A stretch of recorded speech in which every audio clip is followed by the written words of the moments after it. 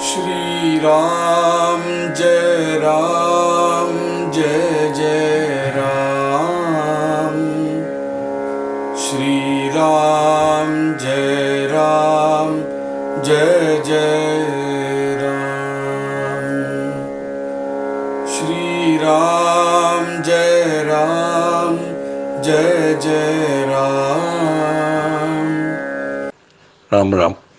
பொதுவாக ஒரு drying time அப்படிங்கிறது ஒரு அட்வான்ஸ் நோட்டீஸ் கொடுத்துட்டு எப்போவுமே வரதில்லை.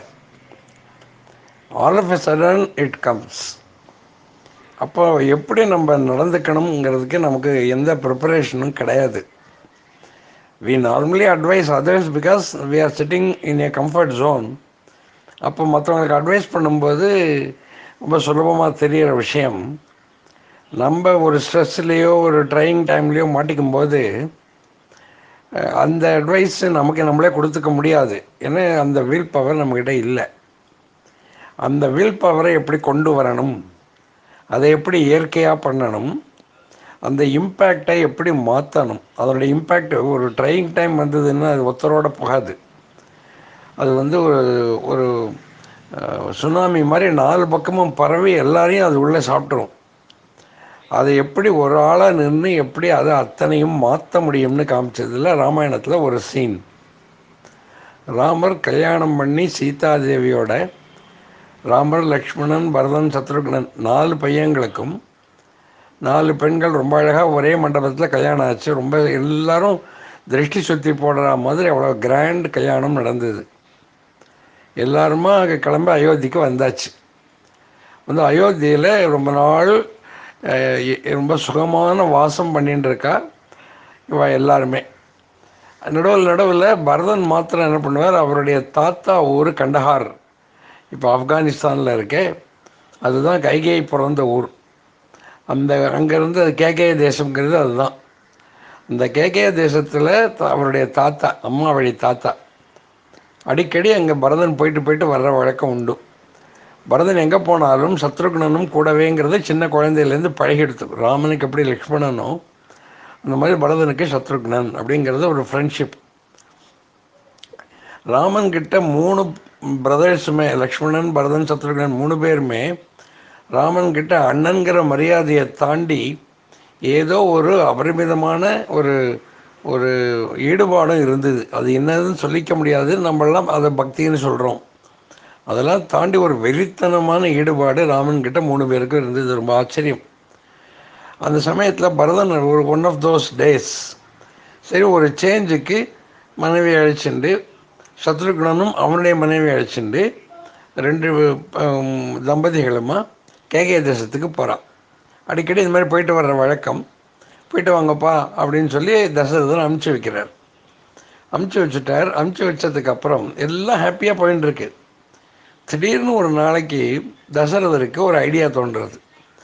இப்படியே போயின்னு இருக்கே, ராமனுக்கு பிரின்ஸ் அப்படின்னு ஒரு கொரோனேஷன் பண்ணிடணும். அந்த காலத்தில் ராஜா பரம்பரையில் அது வழக்கம். ராஜா இருக்கும்போதே யுவராஜ பட்டாபிஷேகம்னு ஒன்று பண்ணுவாள். என்னதான் மூத்த பையனுக்கு ராஜ்யமாக இருந்தாலும் அதை டிக்ளேர் பண்ணி டிப்ளமேட்டிக்காக மற்ற கண்ட்ரீஸினுடைய எமிசரிஸ் எல்லாரையும் கூப்பிட்டு அதை ப்ரெசன்ட் பண்ண வச்சாக்க everybody will accept him as prince of this country. அது ஒரு சிஸ்டம் அந்த காலத்தில் இருந்தது.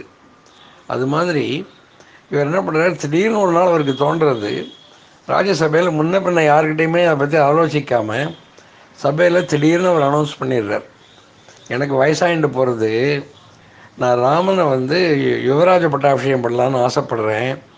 ஆனால் என்னமோ தெரியல, எனக்கு நாளைக்கே பண்ணிடணும்னு தோன்றுறது, நீங்கள்லாம் என்ன சொல்கிறீர்கள் அப்படின்னு சபையில் இருக்கிறவாழ்கிட்டெல்லாம் கேட்குறார். அந்த சபையிலெல்லாம் எப்போவுமே க்ரௌட் முதல்ல மினிஸ்டர்ஸு, அதுக்கப்புறம் ஹெட் ப்ரீஸ்ட் வசிஷ்டர் மாதிரி இருக்கக்கூடிய அஷ்ட ரித்விக்குகள்பா, அதாவது வேத பண்டிதர்கள், ரொம்ப விஷயம் தெரிஞ்சவர், சாஸ்திரம் தெரிஞ்சவர்கள் 8 பேர், அரசாங்கம்னு எப்படி நடத்தணும்னு தெரிஞ்ச பொலிட்டிக்கல் சயின்ஸ் நல்லா கரை கண்டவர்கள் 8 பேர். அவர்கள் தான் அஷ்ட மந்திரிகள், அஷ்ட ரித்விக்குகள், அப்புறம் அதே மாதிரி சேனாதிபதிகள். இந்த மாதிரி ஒரு குரூப் இருக்கும் எப்போவுமே. அவருடைய சபைங்கிறது அதுதான். அதை தாண்டி பொது ஜனங்களுக்கும் அனுமதி உண்டு. அவள்லாம் உட்கார்ற கேலரிஸ்னு சுற்றியவரை இருக்கும். ஜனங்கள்லாம் வரலாம். All people are invited to witness the court. அது எப்படி கோர்ட் செஷன் எப்படி நடக்கிறதுன்னு எல்லோரும் பார்க்க வருவா. ஏன்னா அங்கே வந்து விசாரணை நடக்கும், எவனோ தண்டனை கொடுக்கணும்னு அதை பற்றின விஷயங்கள் நடக்கும். ரொட்டீனாக அரசாங்க மேட்டர்ஸ். அன்றைக்கி இந்த மாதிரி எதுவுமே நடக்கலை. தசரர் வந்து உட்கார்ந்த உடனே ஆரம்பிக்கும் போதே என் மனசில் ஒரு ஆசை இருக்குது. என்னுடைய பெரிய பையன் ராமனுக்கு யுவராஜ பட்டாபிஷேகம் பண்ணணும், நீங்கள்லாம் என்ன அபிப்பிராயப்படுறேன்னு கேட்ட உடனே எல்லோரும் ஒரே குஷி. ஏன்னா அந்த கல்யாணம் பண்ணி வந்ததுக்கு முன்னாடியிலேருந்தே ராமன்னாக்க அந்த அயோத்தியில் இருக்கக்கூடிய ஜனங்கள் எல்லாருக்கும் ராமன்ட்ட ஒரு பிரியம். கோசலா தேசம், Ayodhya is the capital of kingdom, Kosala kingdom பூரா எல்லாருக்கும் ராமன்கிட்ட ஒரு தனி பிரியம். அந்த மாதிரி ராமன் எல்லாருக்கிட்டையும் வீட்டுக்கு வீடு பழகின்றிருந்தவர். அதாவது இப்போ அவர் ராமாயணத்தில் ஒரு ஸ்லோகம் வரும், பித்தேவ பரிதோஷிதா பிருஷம் பவதி துக்கிதா அப்படின்னு 2 வரும். ஒவ்வொரு குடும்பத்திலையும் ஏதாவது சந்தோஷ காரியங்கள் நல்ல காரியங்கள் நடந்தால் அவள் கூப்பிடாமலே அன்இன்வைட்டடாக ராமன் அந்த வீட்டுக்கு போயிடுவாராம். நம்ம ராஜகுமாரங்கிற ஒரு ஹோதாலாம் காமிச்சிக்காம கல்யாணம் ஆகிறதுக்கு முன்னாடி லக்ஷ்மணனோட போயிடுவார். கல்யாணம் ஆனப்புறம் சீதாதேவியோட போகிறார். அங்கே வந்துட்டாருன்னா அந்த வீட்டுக்குள்ளே உட்காந்துட்டு முக்கியமான ஒரு ராஜ பரம்பரையை சேர்ந்தவருங்கிற பந்தா காமிச்சிக்காம எல்லாரோடையும் மிங்கிள் பண்ணிட்டு அந்த வீட்டு விசேஷத்தில் தான் ஒரு பையன் மாதிரி, ஒரு குடும்பத்தில் மூத்த பையன் இருந்தால் எப்படி எல்லாத்தையும் இழுத்து போட்டுன்னு செய்வானோ அந்த மாதிரி கிடுகிடுன்னு எல்லா வேலையும் செய்ய ஆரம்பிச்சுடுவார் அவர். அவருடைய மனைவியான சீதாதேவியும் வீட்டில் எல்லா லேடிஸோடையும் பழகிண்டு எல்லாருக்கும் வேணுங்கிற ஹெல்ப் எல்லாம் பண்ணிட்டு அவள் வந்தாலே களை கட்டிடும். பாதி பேருக்கு அந்த பேர்டனே தெரியாமல் அந்த நடக்க வேண்டிய விஷயங்களில் ஃபுல்லாக இன்வால்வ் ஆகிடுவாள். எல்லா ஜாதியிலையும் அவர் தலையிட்டு அந்த மாதிரி அழகாக பண்ணிட்டு போயிடுவார். அப்போ என்னென்னா பித்தையவ பரிதோஷிதா, ஒரு தகப்பனார் இருந்தால் எவ்வளோ சந்தோஷப்படுவாரோ அந்த மாதிரியான சந்தோஷத்தை அவர் அடைவார். அவருக்கு எந்த வீட்டில் போய் ஒரு ஃபங்க்ஷனில் கலந்துக்கிறாரோ அந்த வீட்டில் இருக்கிற அப்பாவுக்கு சமமாக இவர் சந்தோஷப்பட்டு எல்லாத்தையும் கலந்துப்பாராம். அப்போ வெளியில் போன உடனே மழை பெஞ்சு வந்தா மாதிரி இருக்கும். அதே மாதிரி எங்கேயாவது ஒரு துக்ககரமான விஷயம் நடந்ததுன்னு அது நடந்திருக்குன்னு தெரிஞ்சுட்டாருன்னா அந்த வீட்டுக்கு போயிடுவார். அங்கே போனால் எப்படின்னா எல்லாரோடையும் அதே மாதிரி மிங்கிள் பண்ணிட்டு ஆரவாரம் இல்லாமல் யாருக்கு எப்படி ஆறுதல் சொல்லணுமோ, யாரை மடியில் போட்டுன்னு தட்டணுமோ, யாரை தலையை பிடிச்சிட்டு கோதி விட்டு அவர்களை அழாத, நான் இருக்கேன், உனக்கு அண்ணாவா நான் இருக்கேன், நீ கவலைப்படாதன்னு சொல்லி அந்த தைரியத்தை ஏற்படுத்துவார். அப்போ தான் பிருஷம் பவதி துக்கிதா. அந்த அந்த துக்கம் நடந்திருக்கிற வீட்டில் அந்த பந்துக்களுக்கெல்லாம் எவ்வளவு துக்கமோ அதை விட அதிகமான துக்கத்தை அவர் தரிப்பார். அது ட்ராமா இல்லை. அந்த குடும்பத்திலே தான் ஒத்தனை ஆயிடுவார் அவர். அந்த இறந்து போனவர்களால் என்ன நஷ்டம் இவாளுக்கு, எவ்வளவு அந்த பிரிவுங்கிறது ஒரு பெரிய விஷயம் இல்லையா? அந்த துக்கத்தை அவரும் பகிர்ந்துக்கும் போது எல்லாருக்கும் மனசு லேசாகிடும். எதிர்பாராத ஒரு துக்கம் வந்தாலும் ராமன் இருக்கார் பார்த்துப்பாருங்கிற நம்பிக்கை எல்லாருக்கும் அப்படி தான் வந்திருக்கு. அந்த மாதிரியான பேக்ரவுண்டில் இருக்கிற ஜனங்கள்லாம் இப்போ ராமனுக்கு யுவராஜ பட்டாபிஷேகம்னு உடனே குஷியாக குதிக்காமல் இருப்பாளா? இச்சா மோகி மகாபாகும் ரகுவீரம் மகாபலம் கஜேன மகதாயாந்தம் ராமம் சத்ராவர்தானனம் அப்படின்னு. இப்போ ராஜகுமாரனா சாதாரணமாக ரதத்தில் போயின்னு இருக்கார். ஒரு பிரின்ஸ் அப்படிங்கிறது, இளவரசன் அப்படிங்கிற ஒரு பட்டத்தை கொடுத்தாச்சுன்னா அதனுடைய என்டூரேஜ், அதனுடைய பேரஃபரனாலியெல்லாம் வேறு. அந்த மாதிரி நாங்கள் ராமனை பார்க்கணும்னு ஆசைப்பட்டுருக்கோம் ரொம்ப நாளாக. உங்ககிட்ட பேச முடியாமல் இருந்தது, இப்போ நீங்களே ஆரம்பிச்சுட்டே அந்த டாப்பிக்கை. எங்களுக்கு ரொம்ப சந்தோஷம்னு சொன்ன உடனே அது ஒரு 3 சர்க்கத்தில் இந்த ஒரு டிஸ்கஷன் நடக்கும். ஜனங்களை பார்த்து அவர் கேட்பார், என்னப்பா நான் எப்படா சொல்ல போகிறேன்னு காத்துட்டு இருந்த மாதிரி எல்லோரும் குதிக்கிறீங்களே, என்னுடைய ஆட்சியை உங்களுக்கு பிடிக்காமல் படுத்தா, எல்லாருக்கும் அழுத்து போச்சா, எப்படாப்பா ராமன் வருவார்னு எதிர்பார்த்தேளோ அப்படின்னு கேட்கும்போது எல்லா ஜனங்களும் சைலண்ட் ஆகிடுவா. சில பிரதானிகள் மாத்திரம் ரொம்ப அழகாக பேசுவாள். யாருக்கும் உங்ககிட்ட சலிப்பு வரவே வராது. ஆனால் ராமன்கிட்ட இருக்கிற பிரியங்கிறது தனி, அதனால நாங்கள் எல்லாரும் அதை எதிர்பார்க்குறோம் அப்படின்னு சொல்லி ராமனுடைய குணங்களை பற்றி ரொம்ப அழகாக 3 சர்க்கம், பெரிய சப்ஜெக்ட் அது. இதெல்லாம் பேசி முடித்ததுக்கப்புறம் நான் வசிஷ்டரை கூப்பிடுவார். சபையிலேயே வசிஷ்டரை கூப்பிட்டு, நாளைக்கு புஷ்ய நட்சத்திரம், நாளைக்கு காலம்புற ராமனுக்கு யுவராஜ பட்டாபிஷேகம் பண்ணிடலாம் அப்படின்னு நான் தீர்மானம் பண்ணியிருக்கேன். எல்லாருக்கும் ரொம்ப சந்தோஷம். அத்தனை பேரும் அந்த சபையில் ராமன் கிடையாது. ராமன் தன்னுடைய வீட்டில் சீதாதேவியோடு இருக்கார். அப்போ என்ன பண்ணுறா, சொல்லி அனுப்புகிறா ராமனுக்கு, உங்களை வர சொல்கிறார் சபைக்கு அப்படின்னு. ராமன் அங்கேருந்து சபைக்கு வர்றார். வந்து அப்பாவை பார்த்து நமஸ்காரம் பண்ணுறார். எப்போவுமே அபிவாதியை சொல்லி ராமவர்மா நாம அகம் அஸ்மி போகன்னு சொல்லி நமஸ்காரம் பண்ணுவார். நமஸ்காரம் பண்ணி அவரை வாரி அணைச்சி அவருக்கு உரிய ஆசனத்தில் உட்காந்து வச்சுட்டு, ராமா உனக்கு யுவராஜ பட்டாபிஷேகம் பண்ணலாம்னு நாங்கள்லாம் தீர்மானம் பண்ணியிருக்கோம் அப்படின்னு சொன்ன உடனே ராமன் கையை குப்பிச்சவர் ஒன்றும் ஃபேஷியல் எக்ஸ்ப்ரெஷன் எதையும் காமிக்கலை. தலையை குனிஞ்சுன்னு கையை கும்பிச்சுட்டு நிற்கிறார். இது ஆச்சரியப்படுறார் தசரதர். ஒரு பையன் நாளைக்கு நீ ராஜகுமாரனா உன்னை வந்து நான் யுவராஜனா பட்டாபிஷேகம் பண்ண போகிறேங்கும்போது ஒரு குஷி வர வேண்டாம், முகத்தை ஒரு சிலிர்ப்பு வர வேண்டாம், எல்லாரையும் சபையை பூரா திரும்பி பார்க்க வேண்டாமோ? அப்படி இல்லாமல் தலையை குனிஞ்சுன்னு கையை கூப்பிட்டு அந்த முகத்தில் சந்தோஷத்தையும் காமிக்கலை, துக்கத்தையும் காமிக்கலை. அப்படி இருக்காரு அப்படின்னு ஆச்சரியப்படுறார் அவர். சரி, வெக்கப்படுறான் போல இருக்கு பையன் அப்படின்னு நினச்சுன்னு விட்டுடுறார். திரும்ப ராமன் அதுக்கு சபை கலையிறது. ஆனால் தசரத மகாராஜன் மாத்திரம் சில மந்திரி பிரதானிகளையும் ரித்துக்குகளையும் வச்சுட்டு தனியாக சாயங்காலம் ராத்திரி வரைக்கும் பல விஷயங்களை அனலிட்டிக்கலாக மறுநாளைக்கு பண்ண வேண்டிய ராஜரீகமான விஷயங்கள் எல்லாத்தையும் எக்ஸ்பிளைன் பண்ணி சொல்கிறார். இதெல்லாம் டிஸ்கஷன். ஏன்னா ஒரே நாளில் ஒரு பெரிய சாம்ராஜ்யத்துக்கு யுவராஜ பட்டாபிஷேகம்னு சும்மா இல்லை. இப்போல்லாம் ஒரு சின்ன எம்எல்ஏ எம்பிக்கு என்ன பாட்டு படுத்துகிறாங்க. அவ்வளோ பெரிய விஷயத்தை நடத்தணுங்கும்போது எப்படி நடத்தணுங்கிற விஷயங்கள் எல்லாத்தையும் தீர்மானம் பண்ணி எல்லாரும் பேசுகிறா. ஒருத்தர் கூட லக்ஷ்மணன் இருக்கான், ஆனால் அவருடைய இன்னொரு 2 தம்பிகளை காணுமே, அவள் கேகே தேசம் பேர்க்காளேன்னு யாரும் கேட்கல. ஏதோ தசரதர் தீர்மானம் பண்ணியிருக்காரு, நாளைக்கு பண்ணிவிடுவோம், அந்த 2 குழந்தைகளும் அதை பற்றி தப்பாக நினச்சிக்க மாட்டா அப்படிங்கிற மாதிரி ஏதோ ஒரு எண்ணத்தில் தான் இருந்துட்டா எல்லாரும்.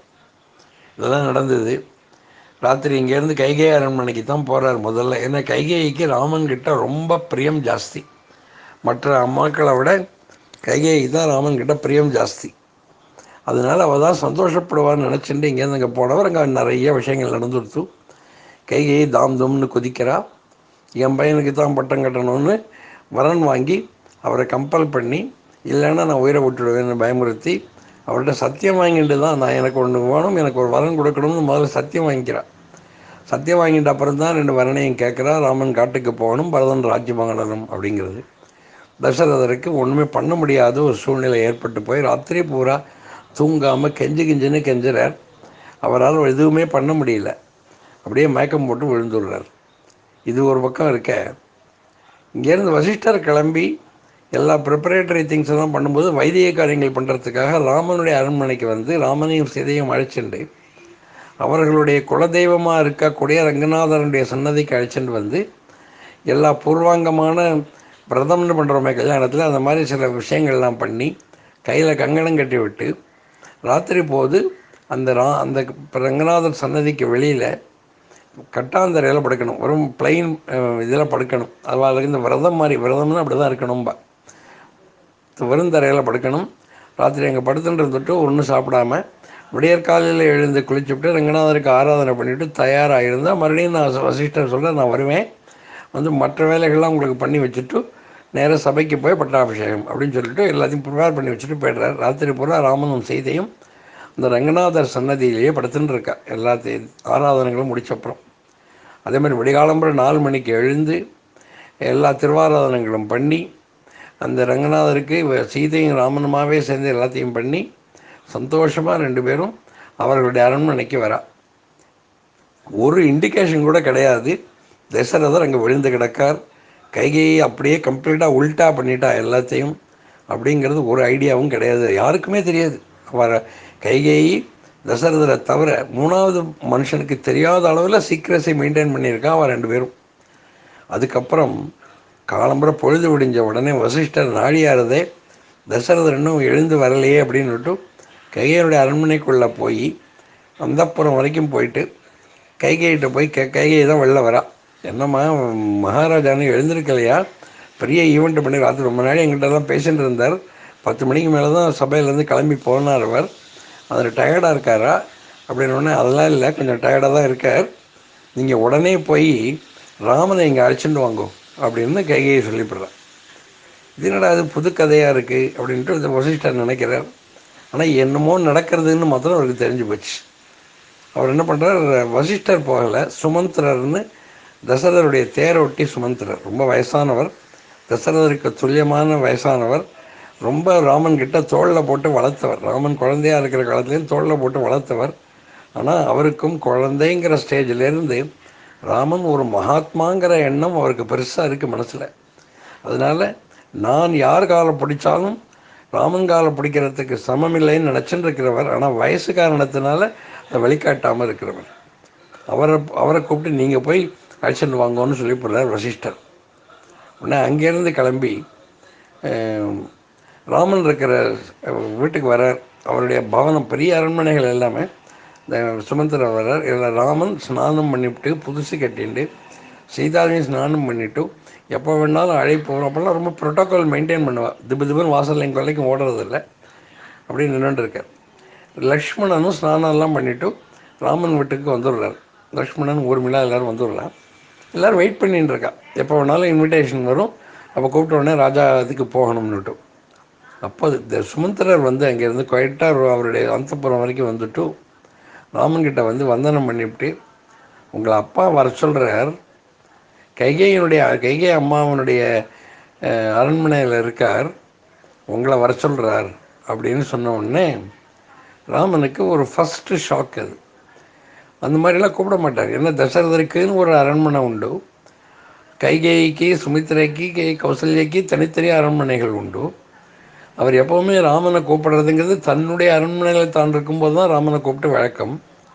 இப்போ கைகை அரண்மனையில் படுத்துட்டு உங்களை வர சொல்கிறாருங்கும்போது அவருக்கு ஒரு சின்ன குழப்பம் வருது ராமனுக்கு. சீதாதேவி அவரோட கிளம்புறா.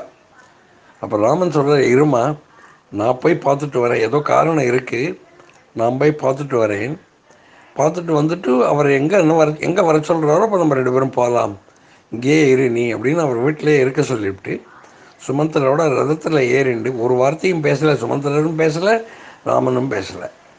அங்கேருந்து கைகையருடைய அரண்மனைக்கு ரதத்தில் வந்து இறங்கியெல்லாம் ஒரே தெருவில் தான் இருக்கும். பட் ராஜாக்கள்ங்கிறதுனால ஒரு வீட்டிலேருந்து இன்னொரு வீட்டுக்கு போகும்போது ரதத்தில் போய் அவ்வளோ பெரிய பவனங்களாக இருக்கும். எல்லாம் ரதத்தில் ஏறி கைகையருடைய அரண்மனையில் வந்து இறங்கி உள்ளே நடக்கிற ராமன். மூச்சு பேச்சு இல்லாமல் இருக்குது இந்த பவனமே. வசிஷ்டர் அங்கே இல்லை, சீனில் இல்லை. அப்போது அவர் எங்கேயோ வேறு வேலையாக போயிட்டார், அவர் தான் ப்ரிப்பரேஷன்ஸுக்கெல்லாம் போயிட்டார். அப்போ உள்ளே போகும்போது கைகை தான் முதல்ல பார்க்குறார். அந்தப்புறத்துக்குள்ளே அம்மா மாதிரி தானே, அம்மாவை தானே பாவிச்சுன்னு இருக்கார். கைகை முன்னாடி வந்து நிற்கிறா. அவளுக்கு பின்னாடி ஒரு பெரிய பரியங்கம்னு சொல்லுவாள், பெரிய பெட்டு சயனம், ராஜாக்கள்லாம் படுத்துக்கக்கூடிய நிலையில் கூட பெரிய சயனத்தில் சரிஞ்சு கிடக்கார் தசரதன். படுத்துன்னு இல்லை, அப்படியே சரிஞ்சு கிடக்கார். ஹான்னு வாயை திறந்துட்டு மேல் மூச்சு கீழ் மூச்சு விட்டுன்னு படுத்து கிடக்கார். இது மாதிரிலாம் அவரை பார்த்ததே கிடையாது ராமன். விழுந்தடிச்சுன்னு ஓட, என்னம்மா ஆச்சு அப்பாவுக்கு அப்படின்னு விழுந்தடிச்சுன்னு ஓடி போய் தொட்டால் உடம்பு கொதிக்கிறது அவருக்கு. என்னம்மா ஆச்சு அப்பாவுக்கு, என்னம்மா ஆச்சு அப்பாவுக்குன்னு அப்பா ஒழுக்கிறார். கைகை கிட்ட வந்து சொல்கிறார், அவருக்கு ஒன்றும் ஆகலைப்பா, அவர் ஒரு கவலையில் இருக்கார், அந்த கவலை தான் அவர் இந்த மாதிரி போட்டு படுத்துறது அப்படின்போ. கைகை, என்ன கவலைம்மா அவருக்கு, நாங்கள்லாம் இருக்கும்போது நீங்கள்லாம் இருக்கும்போது அவருக்கு என்ன கவலை, நேற்றுக்கெல்லாம் அவர் சந்தோஷமாக இருந்தார், நேற்றுக்கு பகல் பூரா, இன்றைக்கி என்ன ஆச்சு அவருக்கு அப்படின்னு கேட்கும்போது அது ஒன்றும் இல்லைப்பா, அவர்கிட்ட நான் 2 வரன்னு கேட்டேன், அந்த 2 வரன் அவர் கொடுத்துட்டார் எனக்கு, ஆனால் அது உனக்கு சொல்கிறதுக்கு யோசனை பண்ணுறார். என்னம்மா ஆச்சு, என்ன வரன், என்ன சொல்கிற நீ அப்படின்னு கேட்குறார். ஒன்றும் இல்லைப்பா, உனக்கு இன்றைக்கி பட்டாபிஷேகம்னு இருக்கு இல்லையா, அதை நிறுத்திவிட்டு பரதனை கூப்பிட்டு அவனுக்கு பட்டாபிஷேகம் பண்ணணும். நீ 14 வருஷம் காட்டுக்கு வனவாசமாக போகணும், காட்டுக்கும் ஒரு ரிஷி மாதிரி போகணும். ஒரு பெரிய பேரஃபர்னேலியா வளைச்சுட்டு ராஜகுமாரன் காட்டுக்கு போகிறதா இருந்தால் ஒரு 100 ஆட்கள் கூட போவா, ஒரு 10 வருஷத்துக்கு வேணுங்கிற சாமானோட போகிறது அந்த மாதிரிலாம் கிடையாது. ஒரு ரிஷி காட்டில் போய் தபஸ் பண்ணுறதா இருந்தால் எப்படி போவானோ அந்த மாதிரி மரவரை கட்டிட்டு ஜடாபாரம் போட்டுன்னு நீ போகணும் அப்படின்னு அவர் நான் கேட்டுட்டேன். அப்பா வந்து சரின்னு சொல்லிட்டார், ஆனால் அது உங்ககிட்ட எப்படி சொல்கிறதுன்னு யோசனை பண்ணுறார். அதான் வேறு ஒன்றும் இல்லைப்பா அப்படின்னு ரொம்ப சகஜமாக சொல்லிவிடுறான். எப்படி இருக்கும் ஒரு பையனுக்கு, நேற்றுக்கு எப்படி இருந்தது சீன், ராத்திரியெல்லாம் எப்படி இருந்தது, எவ்வளோ எக்ஸ்பெக்டேஷனை அவர் மனசில் கிளப்பி விட்டு கொடுத்து. எந்த பையனாக இருந்தாலும் மறுநாளைக்கு இந்த மாதிரி ஒரு எதிர்பார்த்துன்னு உட்காந்துருக்கிற சமயத்தில் கூப்பிட்டு நீ காட்டுக்கு போன வெகுண்டு எழுவானா இல்லையா? இதனுடைய இம்ப்ளிகேஷன் என்ன ஆகும்னு புரிஞ்சுன்னுட்டார்.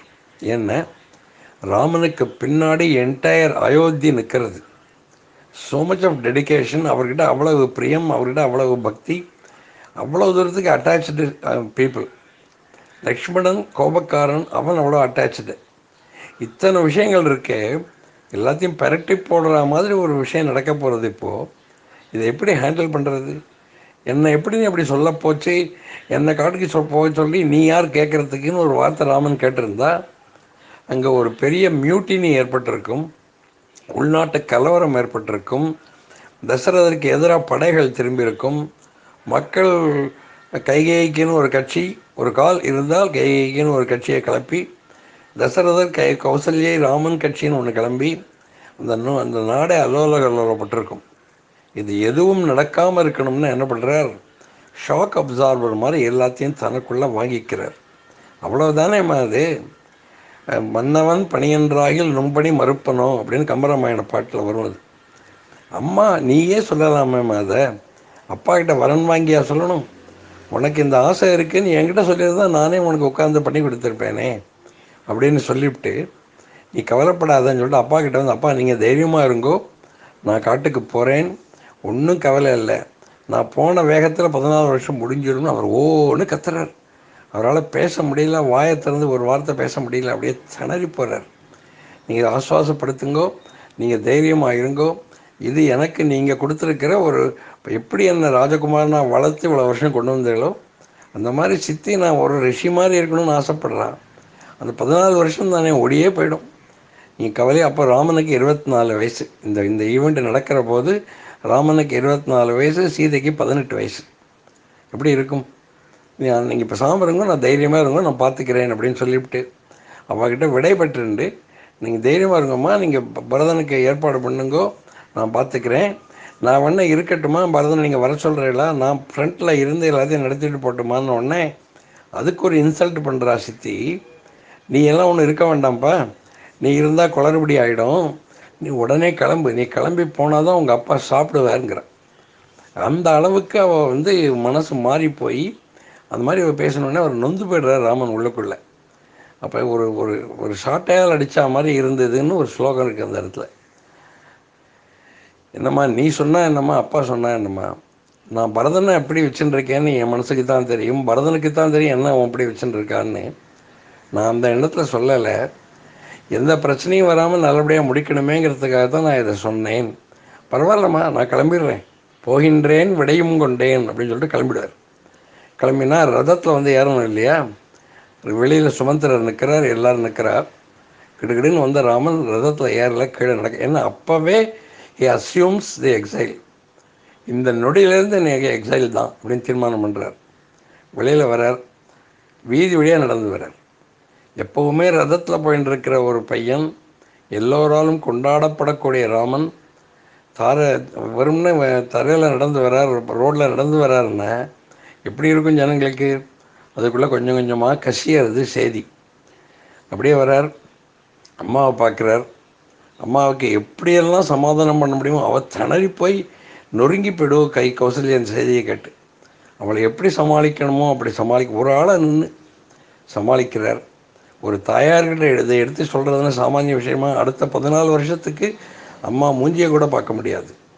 அந்த துக்கத்தை காமிச்சு ஒவ்வொன்று கட்டின்னு ஆகணும் இல்லையா அம்மாவை? அப்படி பண்ணாமல் நீ தைரியமாக இருமா, இந்த சமயத்தில் தான் உன்னுடைய சப்போர்ட் அப்பாவுக்கு வேணும், நீ தைரியமாயிரு, நீ கவலைப்படாத, 14 வருஷம் நீ பண்ணியிருக்கிற பூஜை புனஸ்காரங்கள்லாம் என்னை காப்பாற்றும், நான் 14 வருஷம் காட்டுக்கு போயிட்டு வந்துடுறேன்பார். லக்ஷ்மணன் பக்கத்தில் நிற்கிற லக்ஷ்மணன் குதின்னு குதிப்பார். இந்த க்ஷணமே அப்போ நான் ஜெயிலில் போட்டு விட்றேன், அவுரங்கசீப் பண்ண மாதிரி, நான் இந்த க்ஷணமே அப்போ நான் ஜெயிலில் போட்டு விட்றேன், நீங்கள் வாங்கோ, நான் முன்னாடி நின்று உங்களுக்கு பட்டாபிஷேகம் பண்ணுறேன், எவன் உங்களை எதிர்த்து வரான்னு பார்க்குறான், அயோத்தி படையே உங்களுக்கு எதிர்த்து வந்தாலும் இந்த ஒரு லக்ஷ்மணனே எல்லாரையும் சமாளிப்பேன்னு கற்றுன்னு கற்றுவோம். தெய்வமாவது பண்ணாங்கட்டியாவது இப்படின்னு கற்றுவோம். இதெல்லாம் தெய்வ சங்கல்பம்மா அப்படிம்பார் ராமன். அதுக்கு அவன் சொல்லும், தெய்வமாவது பண்ணாங்கட்டியாவது, இந்த லக்ஷ்மணன் முன்னாடி தெய்வங்கள்லாம் எந்த மூலைக்கு அப்படின்னு கற்றுவோம். அவனை சமாதானம் பண்ணி, இப்படி சொல்லக்கூடாதுப்பா, நம்மளாம் ஃபாலோ பண்ணி நம்மளாம் வழிகாட்ட வேண்டியவர்கள், குடும்பத்துக்குள்ளே இருக்கிற சச்சரவை நாட்டுக்கு கொண்டு போய் விட்டுறக்கூடாது, மினிமம் டேமேஜோடு அதை எடுத்துகிட்டு போகணும். நீ தைரியம் மாதிரி கவலைப்படாத, எல்லாம் சரியாக போயிடும், இது எப்படி வந்ததோ அதே மாதிரி அது விலகி போகும் அப்படின்னு அவருக்கும் ஒரு ஏதோ ஒரு விதத்தில் அவர் பெரிய விஷயம். அதெல்லாம் ரொம்ப டீட்டெயில்டாக இருக்கும். அது அவர் சமாதானமே ஆக மாட்டார் லக்ஷ்மணன். ஆனால் அவரை சைலன்ஸ் பண்ணிவிட்டு தன்னுடைய அரண்மனைக்கு வருவார், சீதையினுடைய இடத்துக்கு. இப்போ சீதைக்கிட்டே இதை ஓப்பன் பண்ணணும் செய்தியை. சீதைக்கிட்ட இப்போ இந்த காலம் மாதிரி இல்லை, இங்கேருந்து ஒருத்தர் கொடுக்கணும்னு ஓடி போய் சீதை சீதை என்னாச்சு தெரியுமா, அங்கே வம்புன்னு அது வம்படிக்கிற வேலை கிடையாது. அந்த காலத்தில் சீதைக்கு ராமன் திரும்பி வர வரைக்கும் இந்த செய்தியே தெரியல. சீதை உள்ளே வரா, ராமன் உள்ளே வர்றார். சீதை பார்த்துட்டு என்ன இப்படி சோர்ந்து போய் வரேள் அப்படிங்கிறார். ராமன் மனசு கொஞ்சம் சோர்ந்து போகிறது இந்த இடத்துல. என்னென்ன, இவ ஒரு பெரிய ராஜவம்சத்துலேருந்து இந்த குடும்பத்தில் வாழ்க்கைப்பட்டவள், எவ்வளவோ விஷயங்களை எதிர்பார்த்துட்டு தான் இந்த குடும்பத்துக்குள்ளே அவள் வந்திருக்கா. அதுவும் அவளுடைய ராஜவம்சத்தை விட பெரிய ராஜவம்சம் தசரதருடைய ராஜவம்சம். சக்கரவர்த்தி, அவர் சாதாரண அரசன் ஜனகர், இவரோ மகா சக்கரவர்த்தி. பெரிய இடத்துல போய் நம்ம வாக்கப்பட்டிருக்கோம், இப்படிலாம் இருக்க போகிறோம்னு நினச்சின்னு வந்திருப்பிலே. இப்போ நாம் போய் நேற்றுக்கு தீர்மானமான இந்த பட்டாபிஷேகம் இன்றைக்கி நின்று போச்சு. நின்று போனது மாத்திரம் இல்லாமல் என்னை காட்டுக்கு போக சொல்லியிருக்கான்னு சொன்னால் அவள் எவ்வளோ ஆத்திரப்படுவோ கோவப்படுவோ, எல்லார் முகத்திலையும் உமிழணும்னு அவளுக்கு துணி போயிடாதா அப்படின்லாம் பயந்துண்டு எப்படி சொல்ல போகிறாளோ தெரியலையேன்ட்டு சீதைக்கிட்ட வந்து நிற்பார். சீதை நிமிர்ந்து பார்ப்பார், பார்த்துட்டு சொல்லுவார், குலே மகதி சம்பூத்தே தர்மஜே தர்மச்சாரிணி. ரொம்ப அருமையான வார்த்தைகள். அதெல்லாம் ரொம்ப பெரிய டீட்டெயில்டு டிஸ்கஷன் நான் பண்ணியிருக்கேன் இதை பற்றி. அந்த இடத்துல ஒரு மகத்தான குலத்தில் பிறந்தவளே, எல்லா தர்மங்களையும் தெரிஞ்சவளே, உனக்கு தெரியாத விஷயம் கிடையாதுமா. அதனால் உனக்கு நான் ஒரு விஷயம் சொல்ல போகிறேன், நீ தர்மப்படி எப்படி மனசில் எடுத்துக்கணுமோ அப்படி எடுத்துக்கோ அப்படின்னு சொல்லி அவளை ப்ரிப்பேர் பண்ணிவிட்டு ஒரு 14 வருஷம் நான் காட்டுக்கு போக முடியாத ஒரு சூழ்நிலை ஏற்பட்டிருக்கு. அதனால் நான் காட்டுக்கு போகிறேன். இப்போது நீ தைரியமாக இங்கேயே இரு, உன்னை எல்லாரும் பார்த்துப்பா. கௌசல்யா அம்மாவுக்கு துணையாக நீ இரு, உனக்கு துணையாக கௌசல்யா அம்மா இருப்பா, லக்ஷ்மணன் இருக்கான், ஊர்மிளா இருக்கா, எல்லோரும் இருக்கா. தான் ஒண்டி போகிறத தான் அவர் தீர்மானம். எல்லோரும் இருக்கா, நீ தைரியமாக இரு, ஒன்றும் கவலைப்படாதங்கும்போது சீதை சீருவோம். என்ன நினச்சின்னு இருக்கீள், உங்களுடைய சௌகரியங்களை எதிர்பார்த்தா நான் உங்கள்கிட்ட வாக்கப்பட்டிருக்கேன். உங்கள் ஒத்தரை மனசில் வச்சுட்டு தானே நான் இந்த குடும்பத்துக்கு வாக்கப்பட்டிருக்கேன். நீங்கள் எங்கே இருக்கீளோ அங்கே தான் எனக்கு சந்தோஷம். ராமன் இருக்கும் இடம் அயோத்தி அப்படின்னு சொல்கிறோம் இல்லையா, அந்த வச்சனம் அங்கேருந்து தான் வந்தது. நீங்கள் எங்கே இருக்கீளோ அங்கே நான் இருப்பேன். உங்களுக்கு ஒண்டி தனியாக ஒரு தண்டனையோ ஒரு பாராட்டோ கிடையாது. உங்களுக்கு பட்டாபிஷேகம் நடந்திருந்தாலும் உங்கள் பக்கத்தில் நான் உட்கார்ந்து இருந்திருப்பேன். இப்போ உங்களுக்கு வனவாசம்னு நடந்திருக்கு, அது பக்கத்துலேயே நான் இருப்பேன். இதில் எனக்கு எந்த குறையும் கிடையாது அப்படின்னு சொல்கிறவோ ஒரு வார்த்தை கூட தசரத மகாராஜனையோ கைகேயையோ திட்டி ஒரு வார்த்தை கூட பேச மாட்டான். ரொம்ப ஆச்சரியமாக இருக்கும் அந்த இடம்.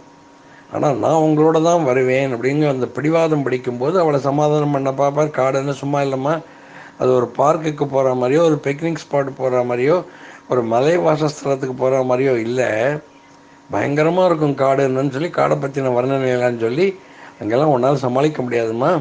லைஃப் ரொம்ப டஃப்பாக இருக்கும்.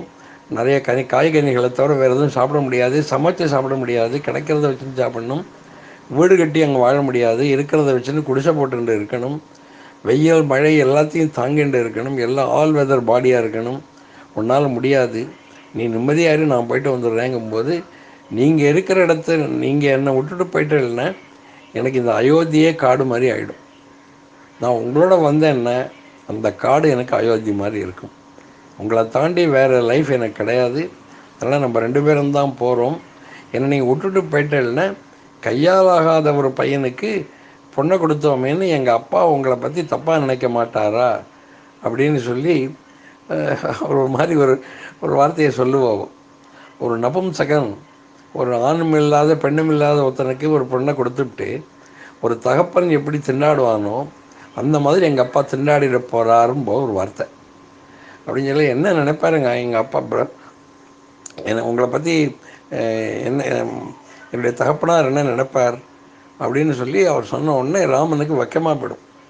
இங்கே பாருங்கள், ஒரு இடத்துல கூட சீதை எனக்கு இந்த மாதிரி வந்து வாட்ச் எடுத்தேன், என் தலையெழுத்து உங்கள் தலையெழுத்து இப்படியெல்லாம் நம்ம பாட்டுக்கு இருந்தோமே, தேரை இழுத்து தெருவில் விட்டா மாதிரி உங்கள் அப்பாயும் இந்த கூத்தெல்லாம் பண்ணினார். யார் கேட்டால் இப்போ யுவராஜ பட்டாபிஷேகம் பண்ணணும்னு, எதுக்கு இந்த மாதிரி ஒரு தொல்லை பரதன் இருக்கும்போது ஆரம்பிச்சிருந்தா பரதனே அந்த சப்ஜெக்ட் அப்போவே க்ளோஸ் பண்ணியிருப்பானே. பரதன் இல்லாத போது இந்த சப்ஜெக்ட் ஆரம்பிச்சதுனால தானே இத்தனை குழப்பம். ஒரு வார்த்தை கூட அந்த மாதிரி சீதை பேசலை. கிளம்பிட்டா கூட கிளம்பி வனவாசத்துக்கு போகல. இதெல்லாம் பெரிய கதை. எதுக்கு நான் இந்த விஷயத்தை மாத்திரம் நான் எடுத்துன்னு ஏன் பேசுகிறேன்? என்ன, அப்போலேருந்து ஆரம்பித்து காட்டுக்கு கிளம்பி போகிற வரைக்கும் ஜனங்களை கிட்ட ஜனங்கள் எல்லாரும் கூடிட்டா. எல்லாரையும் வச்சுட்டு ராமன் ஊர் எல்லை வரைக்கும் ஜனங்கள் கூட வந்துட்டே இருக்கா. வளர நிறுத்தி பரதனை பற்றி ரொம்ப உயர்வாக பேசி, நீங்கள் எல்லாரும் தைரியமாக இருங்கள், நான் எப்படி உங்களை ஆட்சி பண்ணேனோ அந்த மாதிரி பரதன் ஆட்சி பண்ணுவான், கவலைப்பட வேண்டாம், எல்லாரும் தைரியமாக இருங்கள்னு எல்லாருக்கிட்டையும் பிரேமாக பேச பேச எல்லாருக்கும் இன்னும் ராமன்கிட்ட பிரேம் ஜாஸ்தியாகுது. ஒருத்தருக்காவது தசரதன் ஒழிக கைகை ஒழிகன்னு கத்தணும்னு தோணலை. உங்களோட நாங்களும் காட்டுக்கு வரோம்னு சொன்னால் அவளை மெதுவாக சமாதானம் பண்ணி அவர் விட்டுட்டு அவர் கிளம்புறார் அப்படின்னு. அதுக்கு மேற்கொண்டு நிறைய விஷயங்கள். இந்த ஒரு விஷயத்தை எடுத்துன்னு பார்க்கும்போது, ஒரு குடும்பத்தில், ஒரு நாட்டில் ஒரு ஷாக், ஒரு சூழ்நிலை ஏற்படும் போது எத்தனையோ பிரச்சனைகளை நம்ம சமாளிக்கிறோம். அந்த பிரச்சனைகள் எல்லார்கிட்டையும் பகிர்ந்து கொடுத்துட்டோன்னா அந்த பிரச்சனை ஒன்றுக்கு 10 வளர்ந்து போயிடும். அந்த பிரச்சனையை நம்ம எப்படி சமாளிக்கணும், அது நம்மளை பாதிக்காமல் எப்படி நம்மளை பார்த்துக்கணும், அதே சமயத்தில் மற்றவர்கள் அதனால் அஃபெக்ட் ஆகாமல் எப்படி ப்ரொடெக்ட் பண்ணணும், நம்ம திரும்பி வர வரைக்கும் இந்த ஊர் பீஸ்ஃபுல்லாக இருக்கணும்னா எவ்வளவு விஷயங்களை அவர் he has to so many things. So அதை நம்ம விதைச்சிட்டு போனால் தான் திரும்பி வரும்போது அமைதியாக இருக்கும் நாடு. இல்லைன்னா நாடு கலப்படம் ஆகிடுத்து. நீங்கள் கிளம்பி போயிட்டே ஒரே உள்நாட்டு கலவரம் ரகல ஆயின்னு இருக்குன்னு சொல்லிட்டா அப்போ என்னாகும்? இவ்வளவு நாள் ராஜ்யத்தை கட்டி போட்டு காத்து தர்மப்படி வச்சுருந்தது அது போல பாழம் எடுத்துன்னு தானே ஆகிடும். அதுக்கு இடம் கொடுக்காமல் ராமன் பண்ணினார்னா அவருடைய திருட சித்தம், அவருடைய உறுதி, அவர்கிட்ட ஜனங்கள் வச்சுருந்த பிரியம், அது இது ஒரு தீர்க்க தரிசனம். இதை எப்படி ஹேண்டில் பண்ணினால் தனக்கு வந்திருக்கிற துக்கத்தை எல்லார் மேலேயும் ஏற்றி தனக்கு தன்னுடைய அந்த ஒரு ஃப்ரஸ்ட்ரேஷனை எல்லார்டையும் இது பண்ணி அத்தனை பேருக்கும் ஃப்ரஸ்ட்ரேஷனை ஏற்படுத்திட்டு போகிறதுக்கு எத்தனை வழி ஆகிருக்கும்? அப்போ ஊரே கலைபுரம் ஆகிடும். அத்தனையும் தான் ஒத்தரே அப்சர்வ் பண்ணிட்டு எல்லாருக்கும் ரொம்ப அழகாக உபதேசமும் பண்ணி அந்த ஊரை அமைதியாக வச்சுட்டு ராமன் கிளம்பினார். அப்படிங்கிறதுலேருந்து நமக்கு ஒரு மெசேஜ்.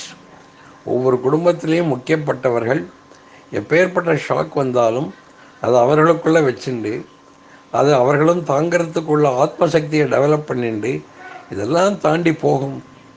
நமக்கு அப்படி எந்த கெடுதலும் தொடாது. நிச்சயமாக தர்மம் நம்ம பக்கத்தில் இருக்குது, அதனால் நமக்கு எந்த இடைஞ்சலும் வராது அப்படின்னு ஒரு தைரியத்தை வச்சுட்டு அந்த தைரியத்தை 4 பேருக்கும் அவன் டிரான்ஸ்மிட் பண்ணும்போது அங்கே இருக்கிறவா எல்லாருக்கும் தைரியம் வரும். அப்போ என்னாகும்?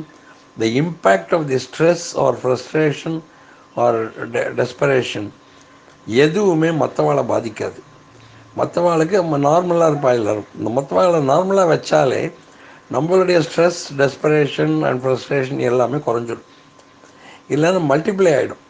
யாரை பார்த்தாலும் எரிஞ்சு விடணும்னு தோணும். யாரை பார்த்தாலும் ஃப்ரஸ்ட்ரேஷனை காமிச்சா அவள் திருப்பி நம்மக்கிட்ட ஃப்ரஸ்ட்ரேஷன் காமிக்கிறதுக்கு எத்தனை நாளி ஆகும்? அப்போ அதனுடைய இம்பேக்ட் என்னாகும்? குடும்பம் பூரா ஒருத்தர் மேலே ஒருத்தர் ஃப்ரஸ்ட்ரேஷனையும் கோபத்தையும் காமிக்கிற மாதிரி நேர்ந்து போயிடும். அவ்வளோ அழகாக கொண்டு போயிட்டார் வித்தல ராமன். அதுதான் ராமனுடைய மகத்தான குணம். இன்றைக்கி ராமனை தெய்வமாக வச்சு எல்லாரும் பார்க்கறதுங்கிறது பகவான்கிறதுனால இல்லை, ஒரு மனுஷன் எப்படி நடந்துக்கணும்னு ஒவ்வொரு விஷயத்துலையும் காமிச்சிருக்காரு ராமன். இந்த விஷயத்தை உங்களோட நான் ஷேர் பண்ணணும்னு எனக்கு தோணித்து. ரொம்ப அருமையான விஷயம். ஒவ்வொரு குடும்பத்திலையும் நம்ம ஃபாலோ பண்ணினோம்னாலே குடும்பம் அமைதியாக இருக்கும், அந்த ஸ்ட்ரெஸ்ஸும் ரொம்ப குறையும். நம்மளை சுற்றி இருக்கிறவாழ்லாரும் சீர்ஃபுல்லாக இருக்கணுங்கிற பொறுப்பு நமக்கு இருக்கும்போது அவள் சீர்ஃபுல்லாக இருக்கும்போது நம்மளுடைய ஸ்ட்ரெஸ் தானே குறைஞ்சிடும். நம்ம ஸ்ட்ரெஸ்ஸை 4 பேருக்கு டிரான்ஸ்மிட் பண்ணினோன்னே அது மல்டிப்ளை ஆகி அவளையும் ஸ்ட்ரெஸ்ஸில் கொண்டு வந்து விட்டு எல்லாருக்கும் ஒரு ஃப்ரஸ்ட்ரேஷனை கொண்டு சேர்க்கும். இதுதான் ராமன் இந்த கட்டத்தில் நமக்கு உணர்த்துகிற பாடம். இதை நம்ம எல்லாம் மனசில் உறுதியாக வச்சுப்போம். இதன்படி நமக்கு ஏற்படக்கூடிய ஸ்ட்ரெஸ்ஸோ ப்ரெஷரோ எல்லாத்தையும் நம்மளை தாங்கிண்டு இது ஒன்றுமில்லை, இவர்களுக்காக நான் தாங்கிக்கிறேன், இது ஒன்றும் பண்ணாது அப்படின்னு சொல்லி எல்லாரையும் ஃபோக்கஸ் பண்ணிட்டு இருக்கும்போது அந்த ஸ்ட்ரெஸ் தானே மறைஞ்சு போயிடும். அதுதான் நமக்கு கிடைக்கிற message. This will be a eternal message for every family. Ram Ram.